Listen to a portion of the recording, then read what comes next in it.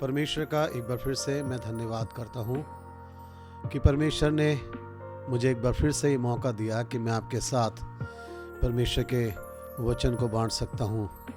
और मैं ये उम्मीद करता हूँ कि अभी तक के जो 2 संदेश आपको सुनने के लिए मिले हैं, परमेश्वर ने उसके द्वारा आपको आशीष दी है। मैं स्वयं उन वचनों के द्वारा आशीषित हुआ हूँ। मेरा विश्वास है आज के दिन भी आप इन वचन के द्वारा जो मैं आपको दे रहा हूँ, आप बहुत आशीषित होंगे। और अगर आपको अच्छा लगता है तो आप अपने तक मत रखिए, इस वीडियो को आप अपने परिवार के साथ, अपने मित्रों के साथ, अपने चर्च के लोगों के साथ आप इसको शेयर कर सकते हैं, ताकि जो आशीष आप पा रहे हैं वो आशीष दूसरे भी परमेश्वर के वचन से प्राप्त कर सकें। आइए हम दुआ करें। परमेश्वर, एक बार फिर से आपके सामने आते हैं। धन्यवाद एक और मौके के लिए जो आपने दिया है। आज का वचन भी हमारे लिए आशीष में रहे। पवित्र आत्मा आप हमारी सहायता करें। प्रार्थना प्रभु यीशु के नाम से मांगते हैं, आमीन। आज मैं आपके साथ में चर्चा करना चाहता हूँ लूका का सुसमाचार और उसका 18 अध्याय 9 आयत से लेकर और उसके 14 वचन तक, जहाँ पे प्रभु यीशु मसीह ने एक दृष्टांत कहा है। और जो भी प्रभु यीशु मसीह ने दृष्टांत कहे हैं, हम जब चारों सुसमाचार के अंदर पढ़ते हैं, उनमें बड़ी अच्छी शिक्षाएं हैं जो हम ले सकते हैं। और वो शिक्षाएं आज भी हमारे लिए बहुत ज़्यादा लाभ की हैं अगर हम उन पे मनन करें और ध्यान दें। लूका का सुसमाचार 18 अध्याय 9 से 14 वचन, इसमें प्रभु यीशु मसीह ने जो दृष्टांत दिया है, 2 जनों का उन्होंने दृष्टांत दिया है जो मंदिर में प्रार्थना करने के लिए गए। जैसे कि इन दिनों हम भी बहुत प्रार्थना कर रहे हैं, हम चर्च में जाके प्रार्थना कर रहे हैं, मीटिंगों में जा रहे हैं, जो हमारी लैंड डेज की मीटिंग चल रही हैं, घरों में इकट्ठा हो रहे हैं, अपने परिवार के साथ प्रार्थना कर रहे हैं। हम चाह रहे हैं कि इन 40 रोज़ों के दिनों में हम अधिक प्रार्थना करें, हम बहुत अधिक परमेश्वर की नज़दीकी में आए। यही बात सही है। ये दिन है जिसमें आप बहुत प्रार्थना के साथ अपने आप को प्रभु के नज़दीक ला सकते हैं। और इसलिए आज ये वचन हम सब के लिए है कि जब प्रभु यीशु मसीह ने इस लूका 18 अध्याय में जो 9 से 14 तक वचन है, उसमें उदाहरण दिया, दृष्टांत कहा, तो उसके अंदर हमें 2 व्यक्तियों के बारे में प्रभु यीशु मसीह ने बताया। वो मंदिर में गए। एक व्यक्ति था जिसके विषय में लिखा है फरीसी, जो एक धार्मिक अगुवा था, और एक था चुंगी लेने वाला, जो लोगों की नज़रों में पापी समझा जाता था। अब ये दोनों के विषय में बताया कि मंदिर में प्रार्थना करने के लिए गए। प्रभु यीशु मसीह ने बताया सबसे पहले उस व्यक्ति के बारे में जो फरीसी व्यक्ति था, जो एक धार्मिक अगुवा था, उसके बारे में बताया। इसकी प्रार्थना क्या है। और आज भी ये बात बहुत ज़्यादा हमारे लिए सीखने और समझने की बात है कि हम भी जब प्रार्थना करने के लिए जाते हैं पवित्र स्थान में, प्रभु के भवन के अंदर, तो हम भी अपने आप को कहीं इस तरीके से तो नहीं पाते जैसा इस व्यक्ति ने करा। इन दोनों में से हम किस प्रकार के हैं, आप खुद अपने आप में जांचें। वचन के द्वारा प्रभु चाहते हैं आप अपनी आंखों को खोलें और समझें। अगर हम किसी गलत दिशा में चल रहे हैं और अपने आप को कुछ अलग समझ रहे हैं, तो आज प्रभु आपको बिल्कुल सही करें अपने वचन के द्वारा। हम सब अपनी ज़िंदगी को अच्छे से जानते हैं। तो सबसे पहले हम देखते हैं इस व्यक्ति के बारे में जो प्रभु यीशु मसीह ने कहा, फरीसी के बारे में। इसकी प्रार्थना के अंदर क्या दिखाई देता है? इसकी प्रार्थना के अंदर जो दिखाई देता है वो है एक घमंड वाली प्रार्थना। ये प्रार्थना करने तो मंदिर में गया है, प्रार्थना तो करना चाहता है, लेकिन जब ये प्रार्थना करने लगा तो इसके शब्दों में, इसकी प्रार्थना के अंदर पूरी तरीके से घमंड दिखाई दे रहा है। किन बातों से घमंड दिखाई दे रहा है? इसमें यूं लिखा हुआ है, वह खड़ा होकर अपने बारे में कहने लगा। अपने बारे में वो खड़ा होकर जो है वो कहने लगा है। ये उसके जीवन की एक स्थिति है। उसने इस बात को नहीं चाहा कि मैं अपना सर झुकाऊं, मैं घुटने टेकूं, या मैं प्रभु के सामने अपने आप को दीन बनाऊं। वो खड़ा हुआ है और वहीं से उसने अपने बारे में बोलना शुरू कर दिया है। आज बहुत सारे लोग ऐसे ही हैं, परमेश्वर के भवन में तो आते हैं, प्रार्थना करने के लिए तो आते हैं, लेकिन उनमें एक प्रकार की अकड़ बनी रहती है। और ऐसी अकड़ कभी भी हमें आशीषित नहीं होने देगी, कैसे ये इसके जीवन में घमंड दिखाई देता है। देखिए इसने क्या क्या बोला, अपने विषय में चर्चा कर रहा है। इसने बोला, मैं धन्यवाद देता हूं कि मैं औरों जैसा नहीं हूं। ये तुलना कर रहा है, ये अपनी तुलना कर रहा है। भाई आप प्रार्थना करने के लिए जा रहे हैं, प्रार्थना करने के लिए आए हैं, प्रार्थना कर रहे हैं, आपके दिल दिमाग में दूसरों से क्या मतलब है? आप दूसरों के बारे में क्यों सोच रहे हैं कि मैं उनके जैसा नहीं हूं? आप अपने आप को बहुत अच्छा समझ रहे हैं, उनसे ज़्यादा अच्छा, कि मैं औरों के जैसा नहीं हूं। आपकी प्रार्थना में कभी भी तुलना नहीं होनी चाहिए कि आप औरों के जैसे नहीं हैं, आप कुछ अलग हैं। हम सब जब परमेश्वर के सामने जाते हैं, हम केवल धूल और मिट्टी ही हैं। हम केवल परमेश्वर के सामने एक ऐसे इंसान के रूप में जाएं कि हम सबको परमेश्वर की दया और अनुग्रह की जरूरत है। लेकिन इसकी प्रार्थना के अंदर एक घमंड दिखाई दे रहा है।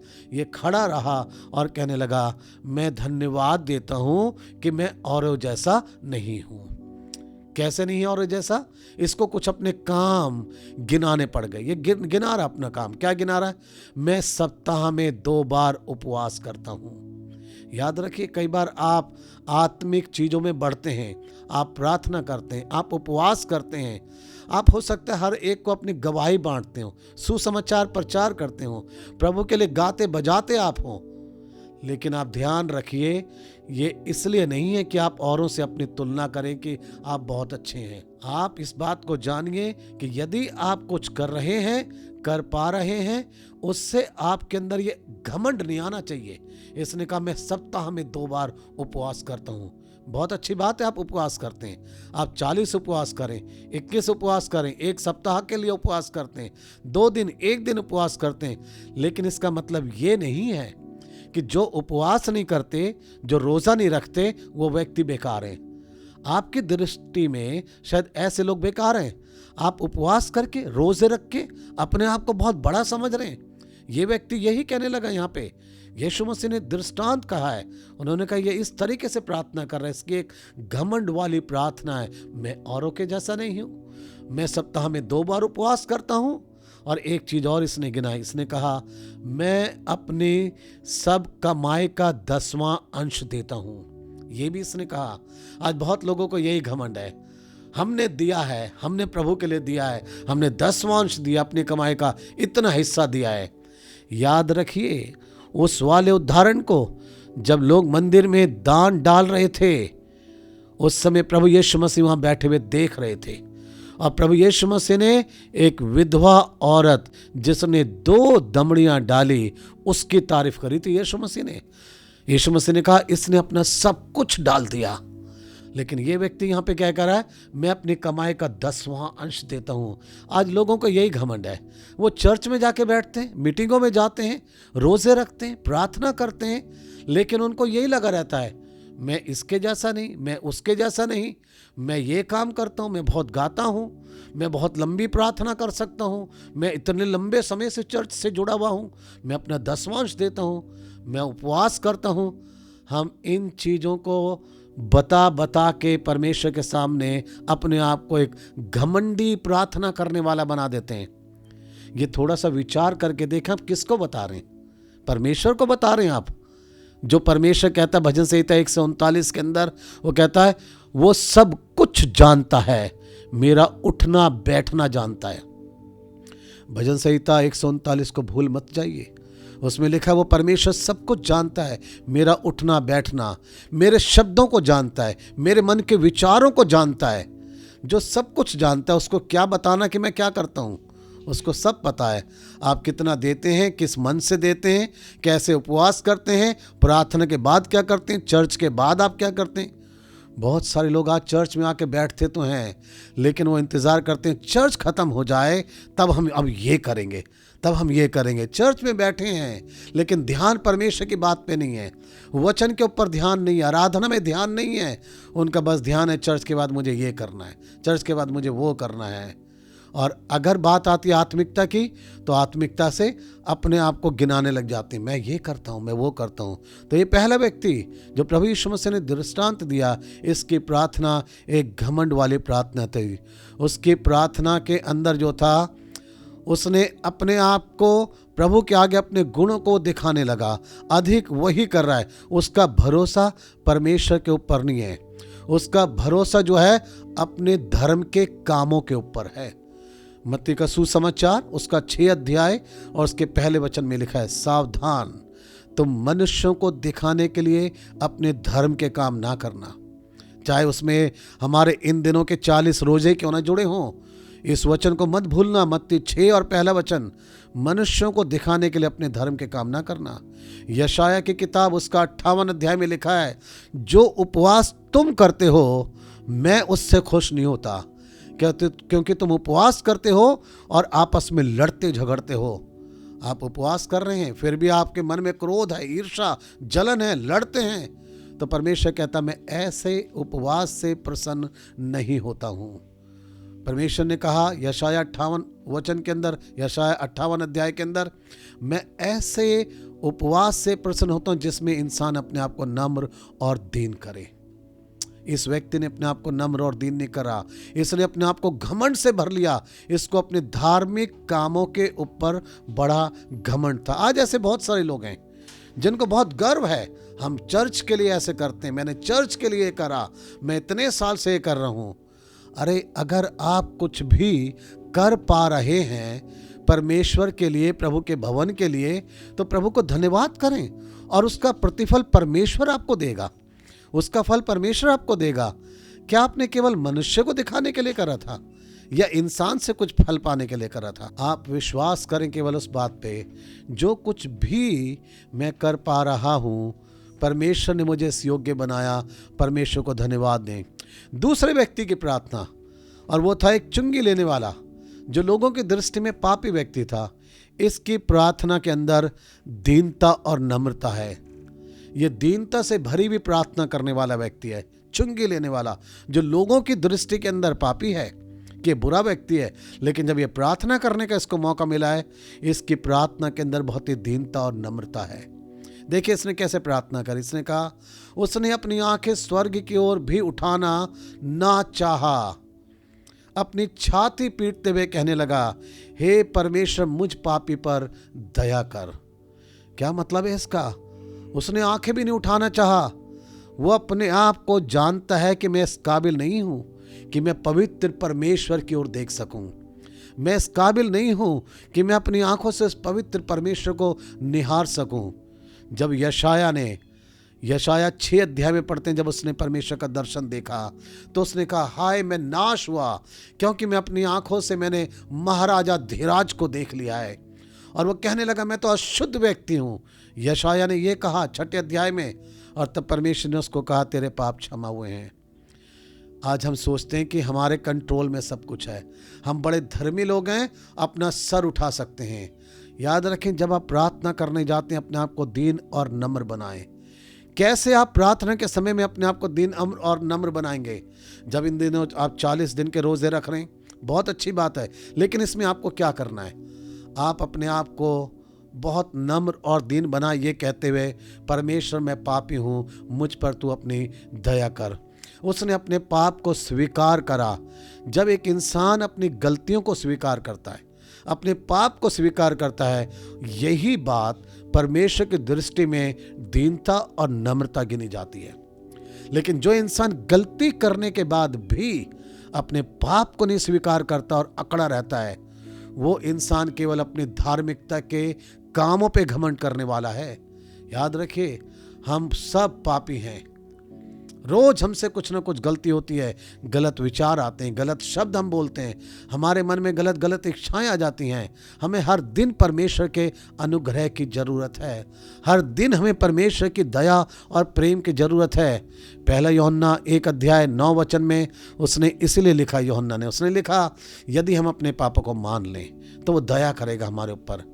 हमें हर दिन जब हम प्रार्थना करें, इन दिनों जब आप 40 दिन के रोज़े रखते हैं, उपवास करते हैं, प्रभु के साथ समय बिता रहे हैं, आप अपने आप को नम्र और दीन करके अपने पापों को अंगीकार प्रभु के आगे करें। परमेश्वर आपको बहुत आशीष देगा। हमें ज़रूरत नहीं कि मैंने क्या करा वो प्रभु को गिनाने की, परमेश्वर सब जानता है। मैंने क्या कुछ करा उसे सब पता है। हर दिन कहे प्रभु मैं इस काबिल नहीं, मैं इस योग्य नहीं परमेश्वर कि मैं तेरे समीप आ सकूं। मेरे पवित्र परमेश्वर मैं इस योग्य नहीं कि मैं अपना सर तेरे आगे उठा सकूं। परमेश्वर से हर दिन अपने ऊपर दया मांगें, क्षमा मांगें, और परमेश्वर दया करने वाला है। इसकी प्रार्थना के अंदर जो बात हमें दिखाई देती है, ये व्यक्ति अपने आप को पापी स्वीकार कर रहा है और अपने ऊपर परमेश्वर की दया की घोषणा कर रहा है। ये मांग रहा है परमेश्वर तो मेरे ऊपर दया कर, परमेश्वर तो मेरे ऊपर अपना अनुग्रह कर।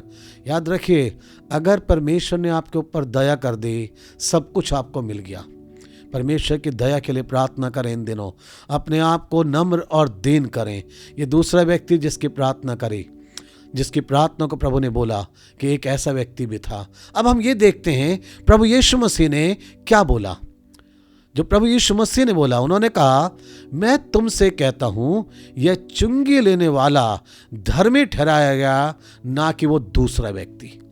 प्रभु यीशु मसीह ने इस व्यक्ति को बोला है कि ये ही धर्मी ठहराया गया, चुंगी लेने वाला, क्योंकि इसने अपने आप को पहचाना, मैं कौन हूं, मैं पापी हूं। इसने परमेश्वर को पहचाना, वो पवित्र परमेश्वर है जिसके आगे मैं अपना सर नहीं उठा सकता। मेरी जिंदगी के कोई भी ऐसे कर्म नहीं है जिसके आधार पे मैं उसके आगे अपने सर को मैं उठा सकूं। इफिसियों के पत्र के 2 अध्याय में यूँ लिखा हुआ है, विश्वास के द्वारा अनुग्रह से ही हमारा उद्धार हुआ है। मेरे कर्मों से नहीं उद्धार हुआ है, विश्वास के द्वारा अनुग्रह से, जो अनुग्रह उसने मेरे ऊपर किया है उससे ही मेरा उद्धार हुआ है। प्रभु यीशु मसीह ने इस व्यक्ति से यही कहा है कि ऐसे लोग जो हैं, जब प्रभु के समीप आते हैं, जो अपने आप को दीन और नम्र बनाते हैं, उन लोगों को ही प्रभु स्वीकार करते हैं, उनकी ही प्रार्थना प्रभु स्वीकार करते हैं। याद रखें, प्रभु यीशु मसीह ने वचन यूँ बोला है, उन्होंने कहा, जो अपने आप को बड़ा बनाता है वह छोटा किया जाएगा, और जो अपने आप को छोटा बनाता है वो बड़ा किया जाएगा। याकूब उसका 4 अध्याय 10 वचन में लिखा है, परमेश्वर के सामने दीन बनो तो वह तुम्हें शिरोमणि बना देगा। आज आपके और मेरे लिए यही विचार है। परमेश्वर हमारे हृदय को देखता है। लोग शायद हमारे बाहरी रूप को देख सकते हैं, हम कैसे हैं, कितने घुटने टेक के दुआ करते हैं, कितना हाथ उठा के गीत गाते हैं, लेकिन मेरा मन कैसा है वो परमेश्वर देखता है। अपने जीवन के अंदर से हर प्रकार के घमंड को दूर करें। नीति वचन के 16 अध्याय के अंदर लिखा हुआ है कि परमेश्वर घमंड से चढ़ी हुई आंखों को पसंद नहीं करता, और घमंड जब आता है तो हमारे विनाश का कारण होता है। इस बात को जानिए, इस बात को समझिए। सच्चे पश्चाताप के साथ प्रभु के समीप आए। ये दिन जब उपवास के चल रहे हैं, मीटिंग्स में आप जा रहे हैं, प्रार्थना कर रहे हैं, ये बहुत अच्छा समय है। अपने आप को नम्र और दीन करके प्रभु के आगे चलें, अपनी गलतियों को स्वीकार करें, और जो गलती स्वीकार करता है और जो अपनी गलतियों को मानता और पाप छोड़ देता है, परमेश्वर के वचन में लिखा है उसके ऊपर दया की जाएगी। लेकिन जो अपने पाप को छिपा रखता है वो परमेश्वर की दृष्टि में अपराधी है। हम कई बार छिपा के रखते हैं, बताना नहीं चाहते। जैसे हमने इंसानों से अपनी गलतियां छिपा रखी हैं, ऐसे हम सोचते हैं परमेश्वर को भी कुछ नहीं दिखाई दे रहा। याद रखिए, परमेश्वर सब जानता है। भजन संहिता 139 अध्याय को आप पढ़िए, अवश्य पढ़िए, मनन कीजिए। मैं उससे कहीं पे भी छिप नहीं सकता। वो परमेश्वर मुझे हर जगह देखता है। परमेश्वर हमें आशीष दे। इन दिनों में अधिक से अधिक अपने आप को नम्र और दीन करते हुए प्रभु के नज़दीक आएँ। हर प्रकार का घमंड, हर प्रकार के जो धार्मिक कर्म के ऊपर हम फूलते हैं, घमंड करते हैं, उनको हटाते हुए केवल यही कहें, प्रभु मुझे तेरी दया की ज़रूरत है, मुझे तेरे अनुग्रह की ज़रूरत है। परमेश्वर आपको आशीष देगा। प्रभु आपकी प्रार्थना को सुनेगा। आपने जो कुछ भी करा है आज तक परमेश्वर के लिए, आपको गिनाने की ज़रूरत नहीं है। कितने उपवास करते हैं, कितना दान देते हैं, कैसे गीत गाते हैं, क्या कुछ करते हैं, कुछ मत गिनाइए।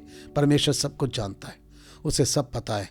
अगर परमेश्वर से आशीष चाहिए तो उसके ऊपर छोड़ दीजिए। जो करा है आपने उसका प्रतिफल परमेश्वर देगा। लेकिन आप चाहते हैं कि नहीं, आप गिनाएं, दिखावा करें, तो आपको कुछ भी नहीं मिलने वाला। परमेश्वर उनको आशीष देता है जो अपने आप को दीन और नम्र कर लेते हैं। प्रभु आपको आशीष दे, आपके लिए आज का दिन बहुत अच्छा रहे, आशीष में रहे। मैं आपके लिए प्रार्थना करना चाहता हूँ जो वचन के सुनने वाले हैं। प्रभु आपको अपने वचन में और अधिक बढ़ाए और बहुत आशीष दे आपको और आपके परिवार को। परमेश्वर धन्यवाद इस वचन के लिए जो आपने दिया। इस वचन के द्वारा जितने लोगों ने सुना है आशीष पाएँ और इस वचन को बांटने में प्रभु आपने मेरी मदद करी। धन्यवाद। हम यही चाहते हैं हम सब अपने आप को दीन और नम्र करें। हाँ परमेश्वर, हम इस योग्य नहीं कि आपके सामने अपने सर को उठा सकें। प्रभु हमने बहुत गलतियां करी है। आप अनुग्रहकारी परमेश्वर, दया करने वाले परमेश्वर हैं। हमें हर दिन आपकी दया, आपके अनुग्रह की जरूरत है। परमेश्वर आपका प्रेम महान है। हमारी सारी गलतियों को क्षमा करते हैं आप। पिता हम सब पे दया करें, जो भी गलती हुई है, जो भी हमसे पिता परमेश्वर जाने अनजाने में गलतियों क्षमा करें। और परमेश्वर आपके साथ अपने समय को बिताएं, अधिक से अधिक अपने आप को दीन और नम्र करें। हाँ प्रभु, हम यही चाहते हैं, आपकी दया हम पे बनी रहे। वचन के सुनने वाले सभी लोगों को आशीष दें। प्रार्थना प्रभु यीशु के नाम से करते हैं, आमीन। प्रभु आपको बहुत आशीष दे और आपके लिए आज का दिन बहुत आशीष में रहे, आमीन।